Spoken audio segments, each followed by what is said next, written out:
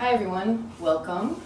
Today's tutorial is going to be part 2 for our discussion of dissociation. So I will assume that you've watched part 1 or you've been to my class and kind of know some of the basics upon which I base my discussion of dissociation. Last week in the dissociation tutorial we did some exercises in the chair to get us to start feeling what dissociation is in our body and how to tell whether you're dissociating correctly or not.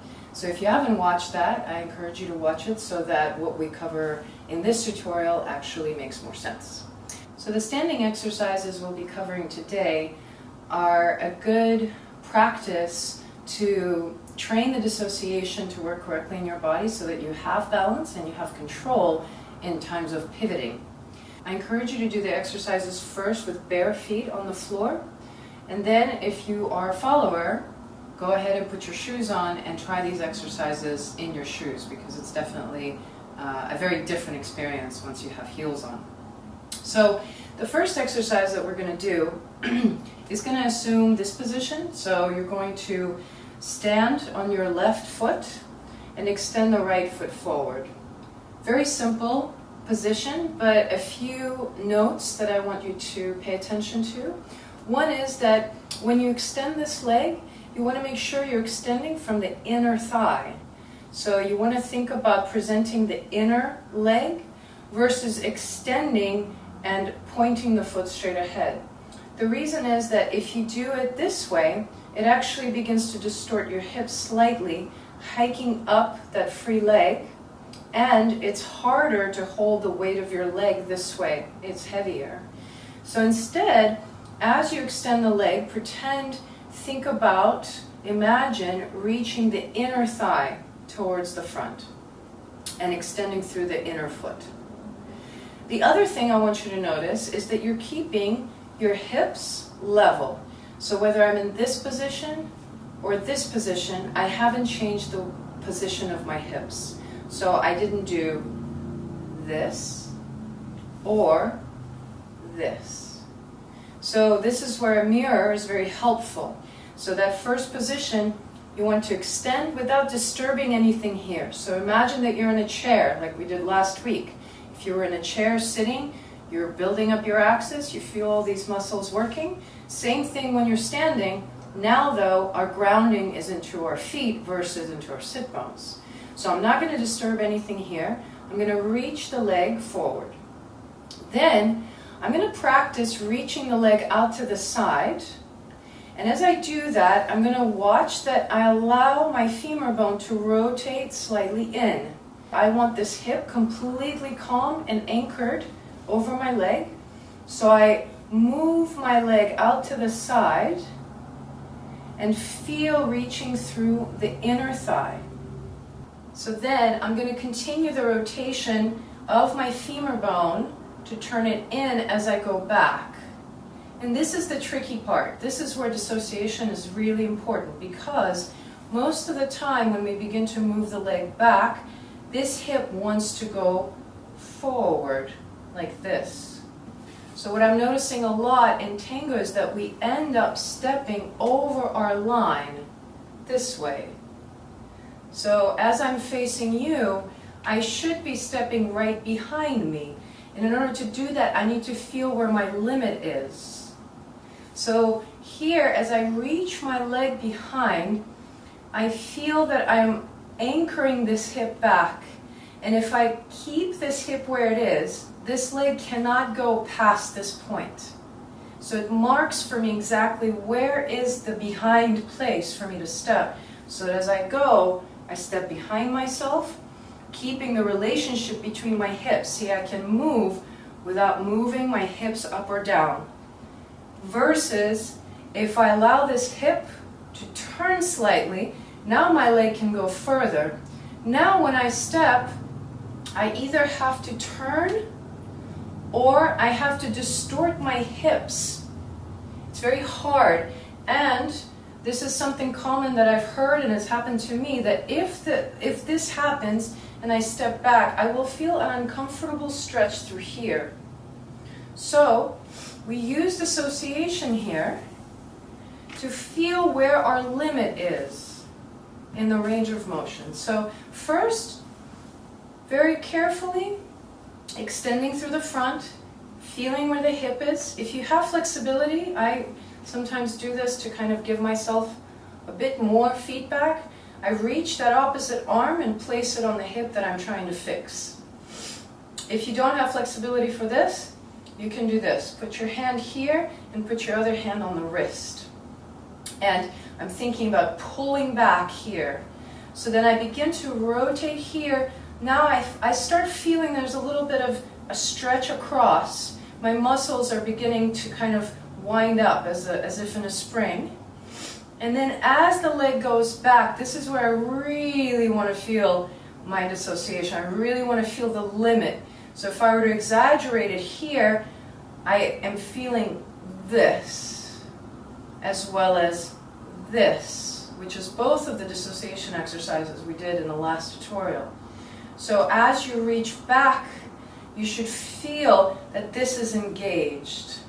So from the side view, as I reach back, I feel this extend versus reaching back and allowing it to collapse. So here I've reached back, but I've let go, and I actually don't feel my limit muscularly.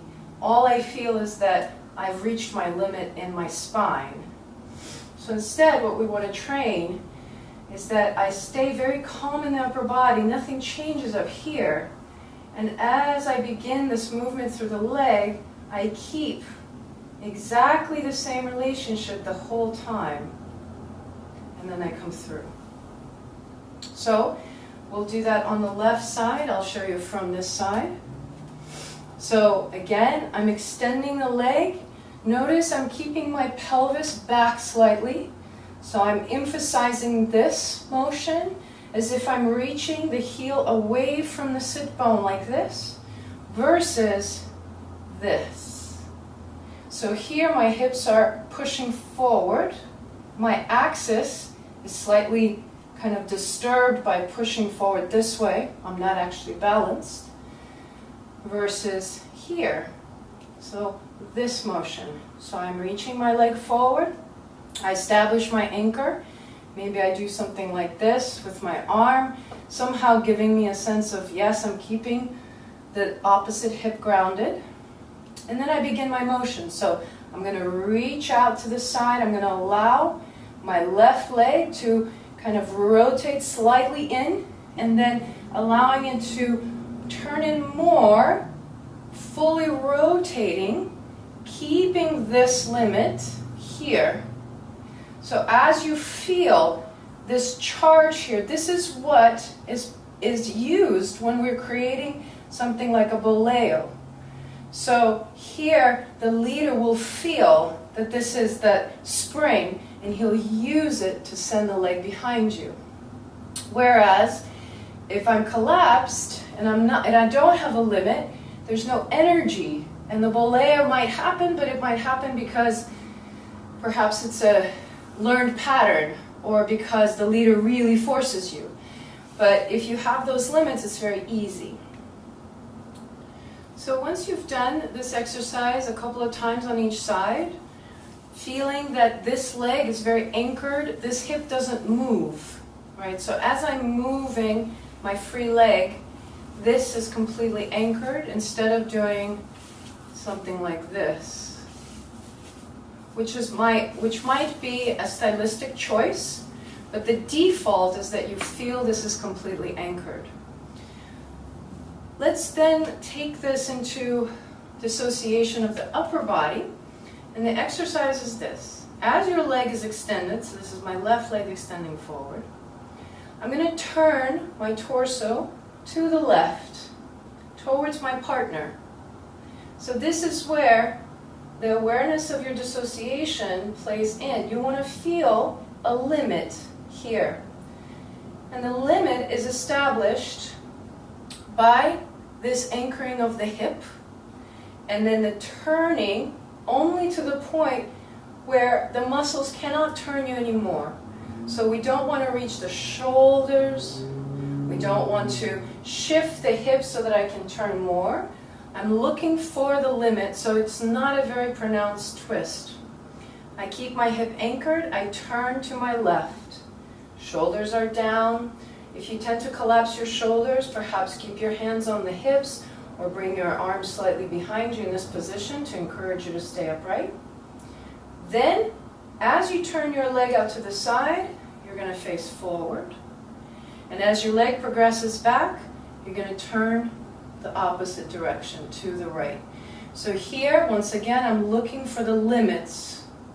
I'm looking for this to reach away from this. I haven't turned my hip. My right hip is completely anchored. And here, I find that spring. I'm looking for that charging of that spring. And then release and come back. And then you might switch sides. Let's do this once on the other side. So here, my right leg is extended. I anchor through my left hip. I lift my chest, my shoulder blades are down the back. I'm going to turn to the right. Here, I'm going to look for that sensation that we explored in the last tutorial. These muscles are charged. Then I turn to the front as the leg goes to the side. And then I continue to turn as the leg goes back. And this is the part that's the hardest, not to disturb this hip. And not to lean forward, not to distort the upper body. And then coming back. So this exercise can be done with just bare feet, but then with heels as well.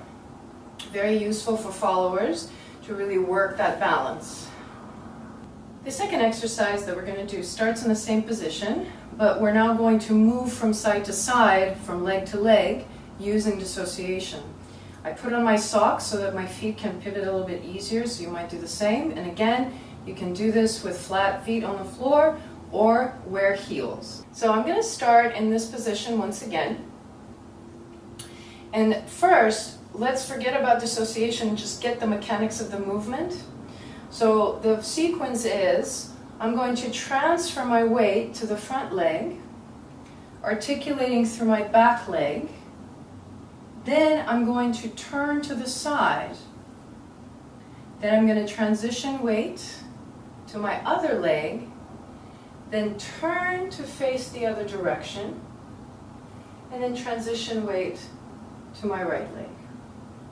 So it's a really nice movement to practice. It contains all of the positions for tango.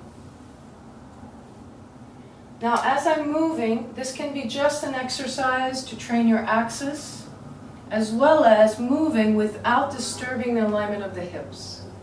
So as I move, all of this at this point is moving in one piece.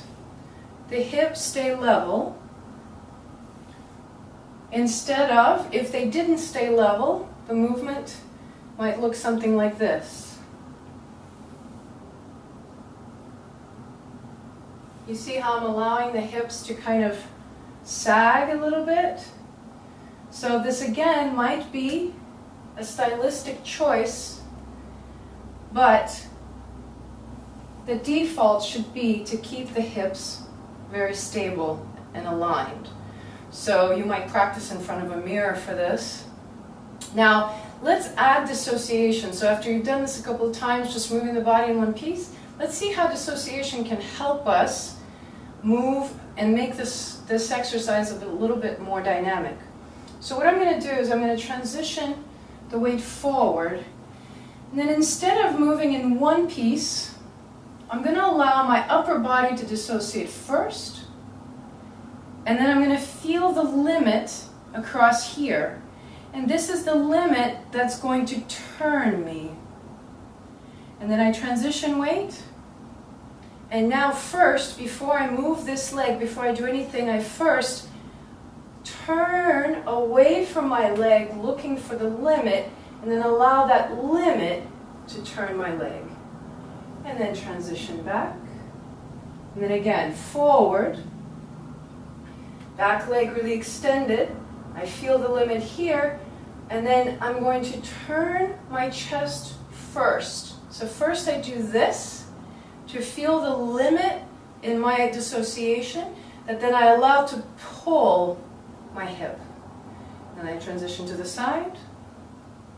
I turn first, find my limit, then allow myself to turn. So the quality of the movement is very different. Dissociate, turn, transition, dissociate, turn, and transition. This movement takes a bit of practice, so even if you can't do it perfectly, what I want you to focus on is the difference between moving your whole body in one piece without dissociation, to then articulating the dissociation. Here I'm going to move my upper body first, then my lower body follows. Transition, turn, and back. So repeating this, looking for the sensation that you know in your body when you're using the dissociation, when you're not. Once you've practiced both of these exercises, just 5 minutes on each, nothing dramatic, see if you can feel this with your partner when you're dancing. So if you go dancing to a milonga, when, for example, you're doing ochos, think about, are you moving in one piece? So my partner's here and I'm just moving in one piece. Or do I feel that first I dissociate and then my leg follows? First, I let myself feel the limit, right? I've turned as much as I can, then I let my leg come forward. So this completes our discussion of dissociation for now. I'll be covering some other more advanced concepts in dissociation later. If you have any specific questions or topics that you've been wondering about that you would like me to address, you can post a comment in YouTube or shoot me an email, and I would hope to engage with you on that level and start a discussion and a dialogue about some of these themes. And thanks for joining me. Until next time.